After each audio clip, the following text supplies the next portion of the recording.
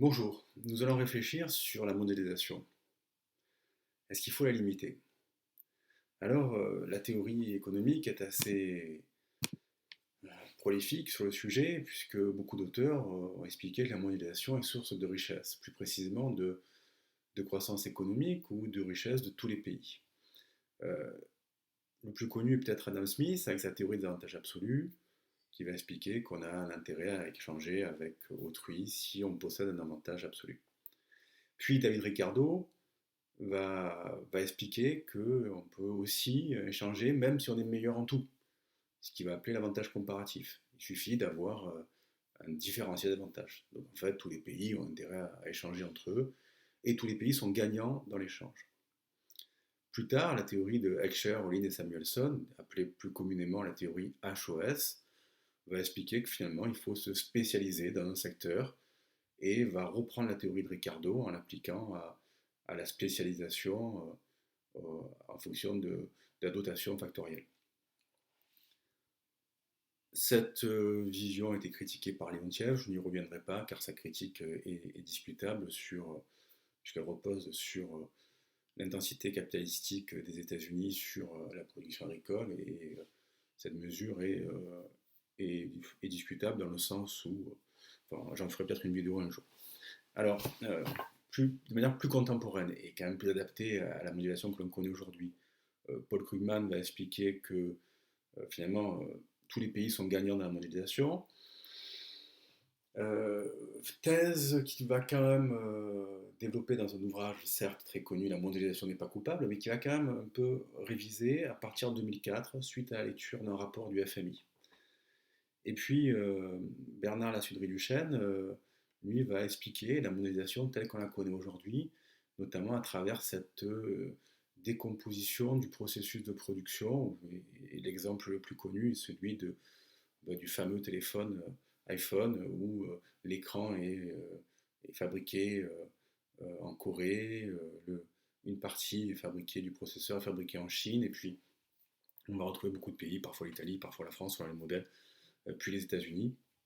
Et finalement, on arrive finalement à une hyper spécialisation, mais par étape du processus de production, ce qui peut faire dire que chaque pays est gagnant à sa manière. On peut rajouter d'autres éléments, autres que la richesse et la croissance. On peut rajouter aussi finalement un accroissement du pouvoir d'achat grâce à une concurrence internationale accrue. Pouvoir d'achat des consommateurs, bien sûr. Alors, il existe aussi des critiques. La première critique, c'est un accroissement des inégalités. Car autant si on peut s'interroger sur l'accroissement des inégalités au sein de certains pays, c'est évident que les égalités nord-sud sont toujours très importantes et croissantes. Je vous renvoie à des vidéos passées et puis futures sur les inégalités que j'ai déjà réalisées et que je vais encore réaliser. Il y a un deuxième phénomène qui est indiscutable, c'est celui de la pollution. Euh, on a vu avec le triste événement du coronavirus, l'arrêt de la production en Chine et dans beaucoup de pays. Et c'est évident que cet arrêt de la production a entraîné une baisse de la pollution d'environ 30% selon les pays, voire plus. Et cette pollution est un véritable problème, un véritable fléau, et certains experts estiment même que dans 10 ans, on aura atteint un stade de non-retour. Donc c'est vrai que ce point-là suffirait à justifier d'un arrêt de la mondialisation. Et puis une troisième critique, celle de la désindustrialisation, notamment française. Alors, il faudra qu'on fasse l'état un jour d'un rapport là-dessus qui explique que finalement la mondialisation est comme faible aspect de la désindustrialisation et que finalement tous les pays ne sont pas égaux. Prenons notre voisin frontalier, l'Allemagne, qui connaît une faible désindustrialisation en ayant les mêmes droits de douane que la France. Un véritable paradoxe. Donc c'est à vous de faire votre opinion, mais on pourrait pencher peut-être vers une volonté de se protéger de cette mondialisation, de refermer ses frontières. Alors, cependant, est-ce que c'est possible aujourd'hui de lutter contre cette mondialisation? Pour y répondre, on a plusieurs outils. D'abord, un premier outil, c'est que depuis le GATT qui s'est transformé en OMC, Organisation mondiale du commerce, réduire les droits de douane est compliqué, voire même impossible sans sortir de l'OMC, ou sans remettre en question l'accord du GATT et l'Organisation mondiale du commerce. Alors, il suffirait de dire je conteste l'OMC et je sors de ce mécanisme du libre-échange. Cependant, si on est honnête, l'abaissement des droits de douane a contribué finalement à baisser les droits de douane de 40 à 50% depuis une cinquantaine d'années. Cet abaissement est très faible par rapport d'abord à la révolution des GAFA, notamment Google et Amazon, qui nous permettent aujourd'hui, et puis peut-être un cinquième, euh, AliExpress, qui nous permettent aujourd'hui de trouver des produits rapidement et de les acheter et de les importer finalement.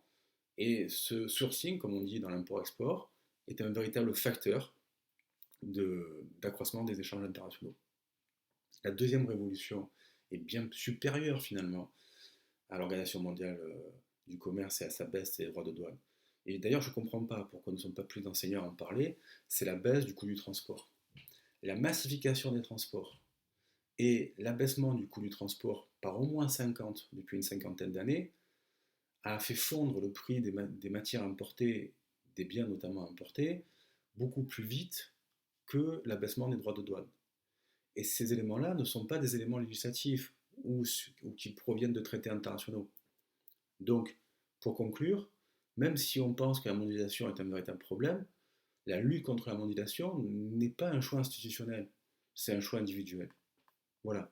Donc pour répondre à cette question, est-ce que la mondialisation est coupable? Pour faire écho à l'ouvrage de Krugman, certains éléments nous prouvent que la mondialisation est une source de richesse, mais elle génère des inconvénients de grande taille, dont la pollution. Est-ce qu'on peut se protéger par les droits de douane, comme le pense Trump ou d'autres protectionnistes? Non. Est-ce que on peut lutter contre cette mondialisation? Ben, elle nous échappe un peu, puisque ce sont principalement Google, Amazon et finalement Internet et la massification des transports qui la créent. Alors, quelles sont les solutions? Ben, elles proviennent de l'action individuelle, des choix de consommateurs, peut-être de consommer local, et peut-être même, pourquoi pas, et étrangement, de l'OMC à créer des règles ou des pays à créer des règles respectueuses des personnes et de l'environnement international. Voilà, je vous remercie pour votre temps et je vous invite à vous abonner et je vous dis à demain pour une nouvelle vidéo. Au revoir.